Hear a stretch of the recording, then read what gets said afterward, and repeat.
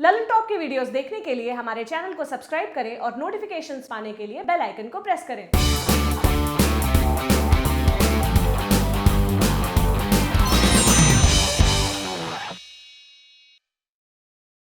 Cricket इतिहास में जब भी बात ऐसे ओपनर की जाएगी जिन्होंने क्रिकेट जगत को बदल कर रख दिया तो सनत जयसूर्या, सचिन तेंदुलकर, मैथ्यू हेडन या वीरेंद्र सहवाग जहन में जरूर आएंगे।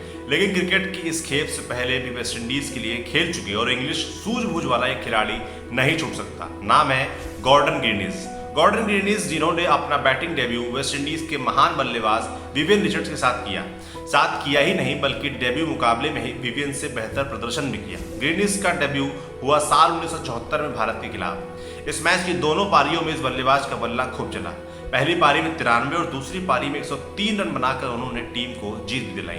वैसे तो गॉर्डन ने अपने 17 साल लंबे करियर में क्रिकेट जगत को कई शानदार पल दिए, फिर चाहे वो बात डेस्मंड हेन्स के साथ लंबी पार्टनरशिप की हो या फिर 1984 में इंग्लैंड के खिलाफ समर टेस्ट सीरीज में 2 दोहरे शतक की। गॉर्डन के करियर में ऐसे कितने ही मौके रहे जब उन्होंने विरोधी टीमों को अपने खेल के आगे झुका दिया। लेकिन साल 1991 में अपने करियर की आखिरी टेस्ट सीरीज में उन्होंने ऐसा प्रदर्शन दिखाया कि ऑस्ट्रेलिया का वर्ल्ड चैंपियन बनने का सपना टूट गया। वेस्टइंडीज और ऑस्ट्रेलिया की क्रिकेट राइवलरी पुरानी है। कहते हैं ना कि एक जंगल में 2 शेर नहीं रह सकते। क्रिकेट के जंगल में भी बिल्कुल ऐसा ही था। 70-80 के दशक में वेस्टइंडीज एक दिग्गज टीम थी जिसे हरा पाना मुश्किल ही नहीं नामुमकिन सा था, जबकि ऑस्ट्रेलिया उस वक्त मजबूत से मजबूत टीम बनने की ओर थी। ऑस्ट्रेलियंस और वेस्टइंडियंस दोनों का खेलने का तरीका बहुत ही आक्रामक था। 70 से 80 के बीच में अक्सर इन दोनों टीमों में नोकझोंक होती रहती थी।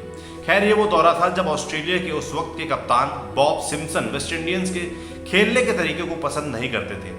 वेस्टइंडीज टीम का भी नजरिया इस ऑस्ट्रेलियन कप्तान के लिए ऐसा ही था। अब बात करते हैं 1991 की उस सीरीज की जिसमें ग्रीनिज ने सम्मान की जंग लड़ी। वेस्टइंडीज के पुराने दुश्मन सिम्पसन अब टीम के कप्तान नहीं थे। टीम बदल चुकी थी लेकिन सिम्पसन फिर भी टीम के साथ थे, इस बार कोच बनकर। सिम्पसन के दिल में कहीं ना कहीं अब भी वेस्टइंडियंस के लिए वो घृणा थी। इस सीरीज में फिर से ऑस्ट्रेलियंस ने वैसा ही एग्रेसिव क्रिकेट खेलना शुरू कर दिया क्योंकि ऑस्ट्रेलियंस अब दुनिया की सबसे बड़ी टीम को हराकर सबसे बड़ी ताकत बनना चाहते थे। वनडे सीरीज में ही स्लेजिंग शुरू हो गई थी। ऑस्ट्रेलियंस ने वनडे सीरीज को 4-1 से जीत भी लिया। इसके बाद पहला टेस्ट भी ड्रॉ रहा। लगने लगा कि वेस्टइंडीज के लिए अब हालात मुश्किल हैं, लेकिन वेस्टइंडीज ने दूसरा टेस्ट जीतकर सीरीज में वापसी की। तीसरा टेस्ट बारिश की वजह से पूरा नहीं हो सका। अब शुरू होता है असली मुकाबला। मैच होता है ब्रिजटाउन में, वही ब्रिजटाउन जो बल्लेबाजों के लिए कब्रगाह कही जाती है, जिसकी पिच पर सिर्फ हरी घास दिखती है। दुनिया की सबसे खतरनाक पिच। इस मैच के लिए ऑस्ट्रेलियंस पूरी ताकत वाले पेस अटैक के साथ उतरने वाले थे। इरादा सिर्फ एक ही कि वेस्टइंडीज को उसकी ही दबाव से जवाब दिया जाए। यह मैदान ग्रीनिज का होम ग्राउंड था। इस टेस्ट की तारीख भी ग्रीनिज के बर्थडे से 2 हफ्ते पहले की थी।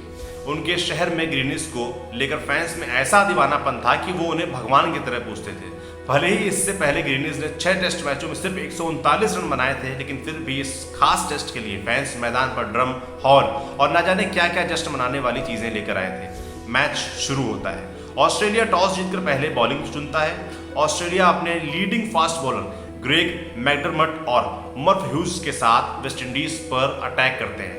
मैकडरमट ग्रीनिज को लगातार तेज बाउंसर मारते हैं। ग्रीनिज ऑस्ट्रेलियंस की जाल में फंस जाते हैं। बुरी तरह से परेशान होकर वो पुल शॉट खेलते हैं और सिर्फ 10 रन पर बाउंड्री पर कैच पकड़े जाते हैं। मैदान पर सन्नाटा पसर जाता है। देखते ही देखते मैकडरमट और ह्यूज के आगे पूरी वेस्टइंडीज टीम 149 रनों के स्कोर पर ढेर हो जाती है। लेकिन वेस्टइंडीज के दिग्गज कर्टनी वॉल्श और मैल्कम मार्शल हार नहीं मानते। जवाब में वो ऑस्ट्रेलियंस का वैसा ही हाल करते हैं जैसा वेस्टइंडीज का हुआ था।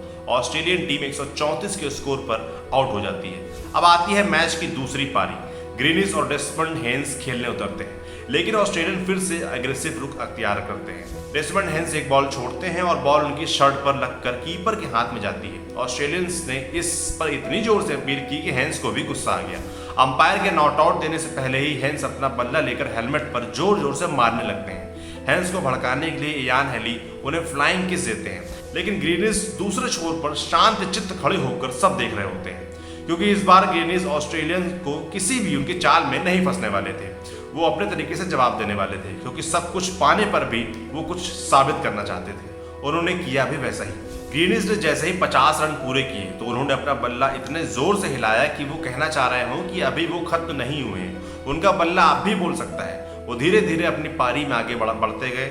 उन्होंने 100 रन पूरे किए, फैंस ने चीयर किया, लेकिन ग्रीनिज ने इस बार भी कोई भी जश्न नहीं मनाया। इससे ये साफ था कि वो 100 पर नहीं रुकने वाले, वो आज कुछ बड़ा करने के लिए उतरे हैं। इतना ही नहीं, 100 रन पूरा करने के बाद ग्रीनिज रुके नहीं। इसके बाद उन्होंने 100 से 200 रन पहुंचने के लिए तो वक्त ही नहीं लिया। 11 घंटे की बल्लेबाजी के बाद जब ग्रीनिज ने 200 रन पर पूरे होने पर जश्न मनाया तो वो बिल्कुल ऐसा था जैसे वो किसी मुकाम पर पहुंच गए हों। उनके चेहरे की खुशी साफ कहना चाह रही थी कि बस अब मैंने अपने आलोचकों के मुंह बंद कर दिए हैं। वो दिग्गज खिलाड़ी जिसने अपने करियर में 12,500 से ज्यादा रन बनाए थे, वो आज फिर भी कुछ साबित करने के लिए खेल रहा था।